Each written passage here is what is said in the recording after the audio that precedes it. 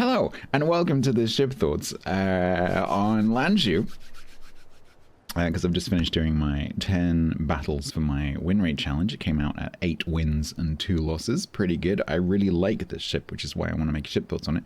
Because you don't have access to this yet, because this is the second part of the event pass, which comes up later in the update. And so you have time to chew over the decision as to whether you're going to go for the paid pass or not. And I just want to give you my thoughts on this ship as part of that paid pass, so you can make that decision when the latter half of the event pass comes along. I love this ship. Of all of the new ships that I've played, which is most of them from the current patch, I don't think I've played every single one because I haven't played the submarine, but I've played most of them. This is my favorite, which might surprise you given some of the others. Even like Valparaiso, this is still my favorite because this is a Badioni hull, and I like Badioni, with Talon guns at tier 7. And the combination of those two things, because Badioni, it's a reasonably good open water cruiser. It's not like amazing, but it's a reasonably good hull for an open water cruiser. But combined with the Talon guns, which really hit hard because you've got that Talon AP, really good damage output with a combination of a good reload of about 8 seconds, plus improved pen angles, plus you've got normal good cruiser HE anyway. It's just a really nice, consistent combination that lets you put out a lot of damage pretty quickly, and if a cruiser makes a mistake in front of you, you are going to absolutely take it apart. And to have that at tier 7 is pretty nice, because it means that you can keep your distance using the spotted plane at tier 9, and just play a careful tier 7 and a tier 9. If you get into a tier 5 game or a tier 6 game, you can really be a bit of a bully. So I've got this spec'd with Eye in the Sky, so I get a lot of the quick cooldown spotted planes, which is very nice.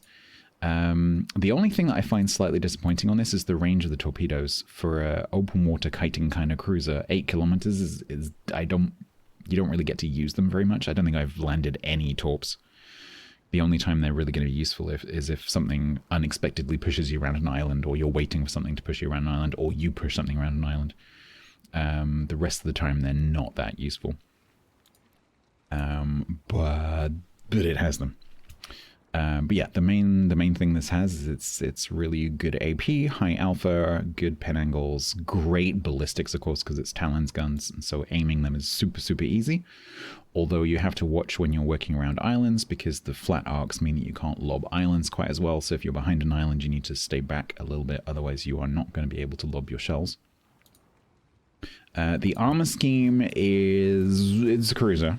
So you do need to watch if you're being shot at by anything hefty, because things will slap you. Also comes with this camo, which we've nicknamed Gary the Christmas Demon.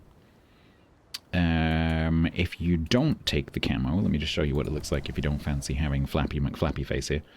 It looks like that, which is quite a pretty ship, really. You can just put this on.